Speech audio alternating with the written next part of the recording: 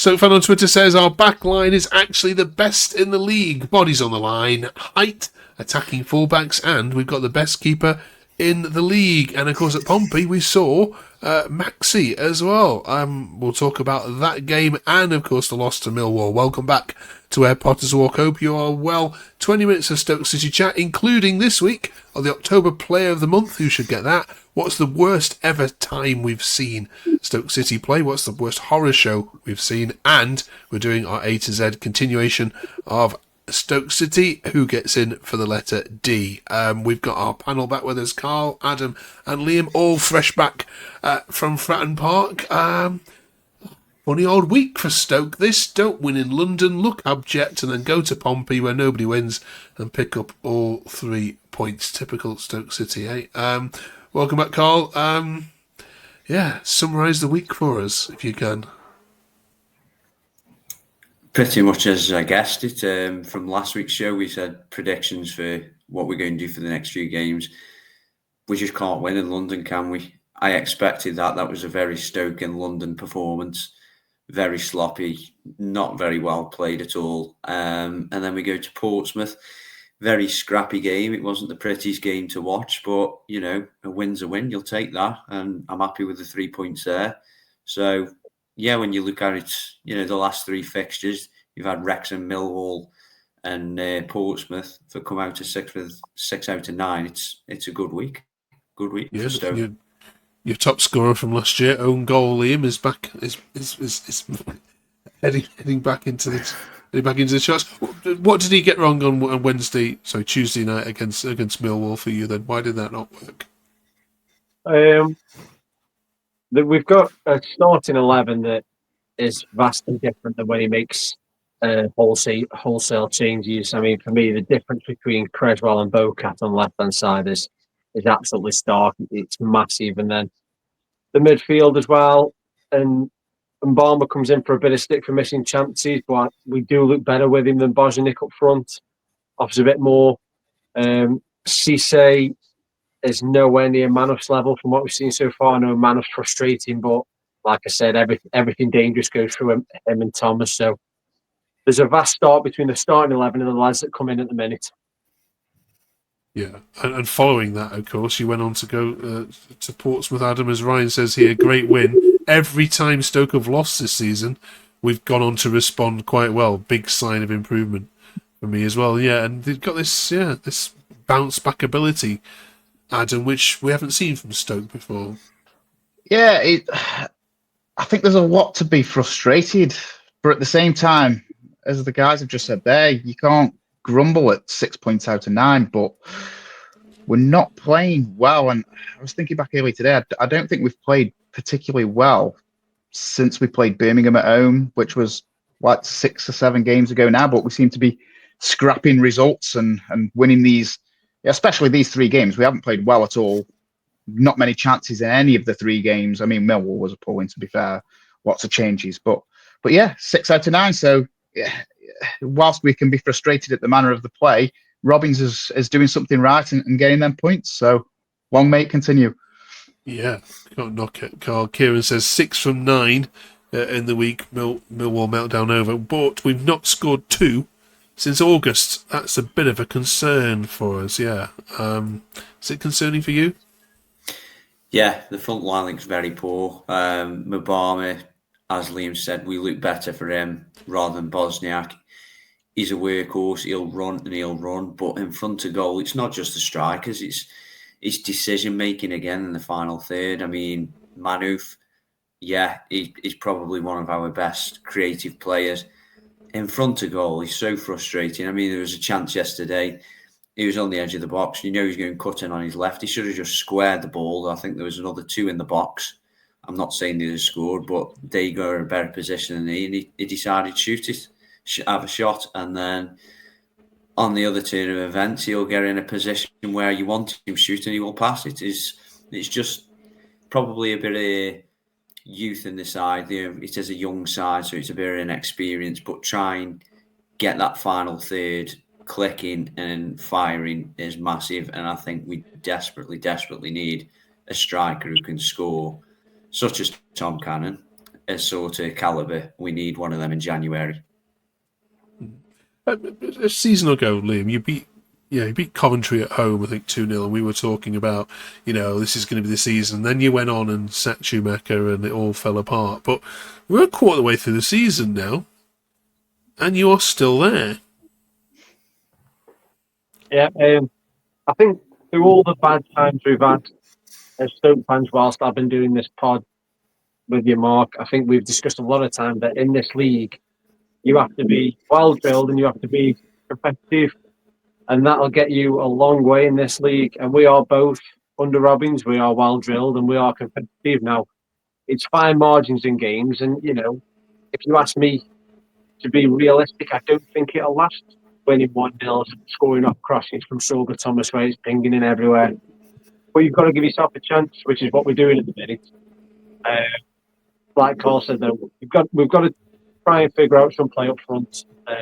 If that clicks, who knows? But at the minute, it is scrappy and it's a little bit belt and bracy, should we say?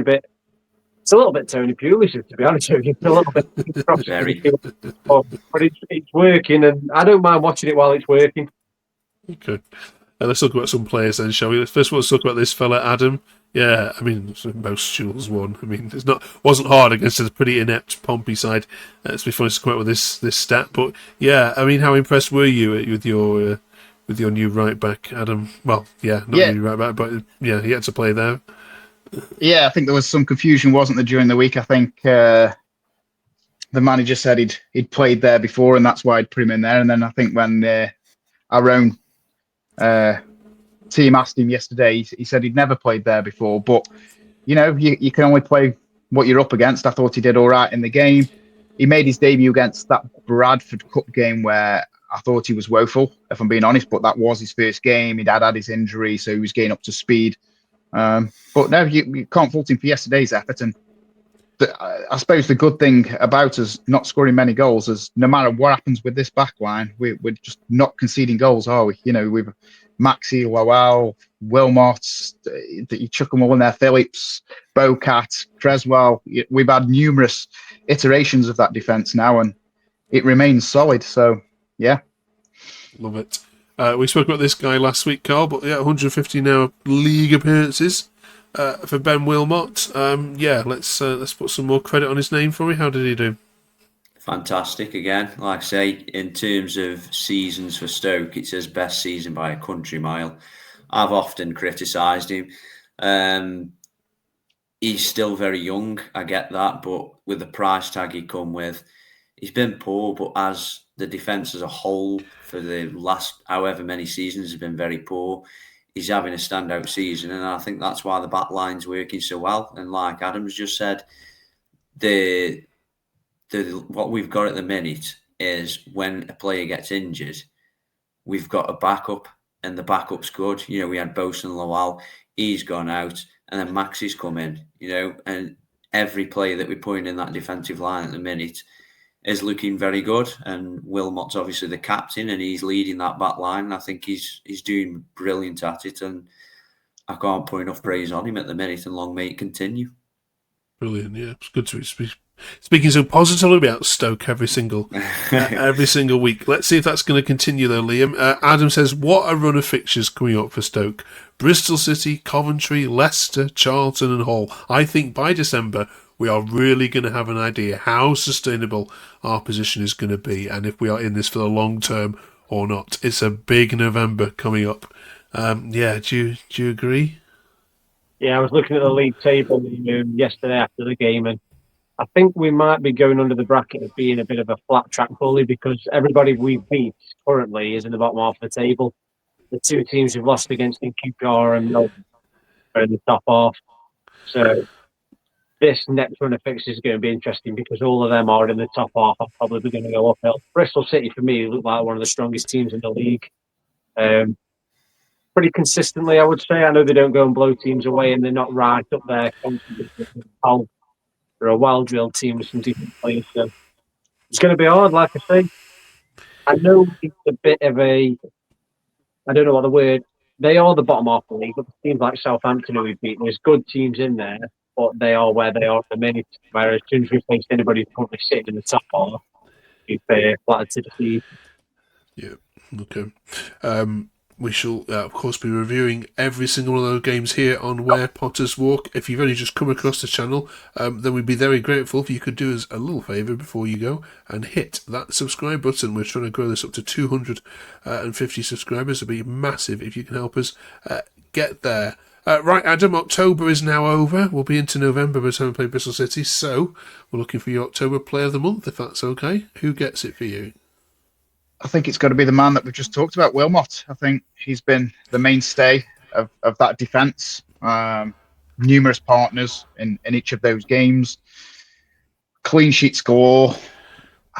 I don't know who else we would give it to other than Wilmot at the minute. Okay. Carl, do you agree? Carl? Yeah, I agree, but I'll throw a different name in there. I'll throw a different name in there. My Player of the Month nearly every month last year. I'm going to go for Victor Johansson. Okay. Can't get it every month. It's just can't. I agree with both. I'll chuck a different name in. I'll just go for Stolbert Thomas because he's just having big moments. Okay. He's got all the assists. All right. Let us know your thoughts on all of that. Friday's Halloween, so of course we always ask at this point the big question of what's the worst ever horror show you've sat through as a Stoke City fan? What's that one game that you just couldn't wait for 90 minutes to be up for you to get back in your car and just get home? It was just that bad. There's quite a few I know before somebody says, how long have you got, Mark? Let us know in the comments. Carl, can you think of one? Pretty much every game last season. The most recent one would be Leeds last season. It was freezing cold, it was foggy, and they come over and they just did a number on us. There's been worse ones in the Premier League. I think Man City gave us a thumping at their ground one time, but most recent I'll go Leeds last season. It was horrible. Okay. Liam? There's loads of batterings I could talk about, but if I want to go recent, the game where Sheffield Wednesday beat us 1-0 under Alex Neil just before he got sacked. That's one of the worst games of football I've ever seen in my life. There was two teams who didn't deserve a shot on goal, never mind score.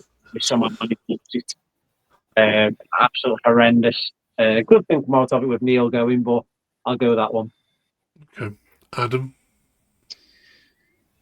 Yeah, I was going to suggest that Leeds one as well. That was the most recent one. I think other than that, you're probably going back to the Premier League era. I remember going Chelsea away at the Bridge once full of optimism, and I think we were behind after 30 seconds and never got out of their half, and I think we lost that 5-0.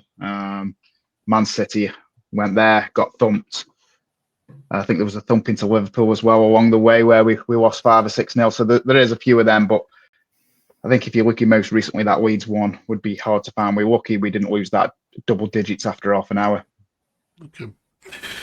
Yeah, I was there at that one as well. I remember it. It was pretty shocking. I couldn't actually see the ball at 20 minutes. It was, I think for 20 minutes, I just, couldn't see a thing. Right, finally this week then, it's the A to Z of Stoke City. We've done A, B, C. It's all been pretty straightforward so far. Let's see if D throws up any problems for any of our team here. Adam, kick this off. There's not many with the D to go with. And I was expecting the young uns to be on here, so I didn't go the most obvious one. So I was gonna chuck in Salif Jow. Signed at a pivotal time for us, I think 2006, when Pulis came back for his second stint and started to rebuild that team and stayed with. I was actually surprised when I was looking at when he actually left us. He was still part of that team that was in the FA Cup final. Unbelievable. But yeah, I think he was, pivotal play that got us through that era and got us back up to the Premier League. I think other than that, you're only really looking at probably Juve, right? Don't think there's many more other than that I can think of. Okay. Giao has it so far, Liam? I'm going to go the guy who makes us synonymous with the Premier League and that everybody remembers us for, Rory Delap. And that's Delap. Yeah. I think his whole United, Stoke-on-Trent, he has kicked it all off, so Yeah, I'll go for Rory. good stuff. Carl?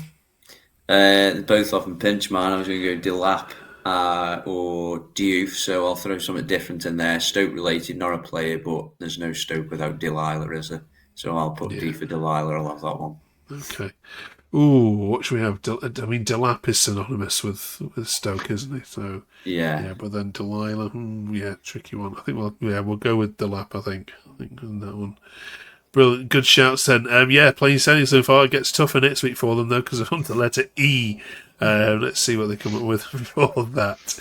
Let's watch them all have a week off next week. All right.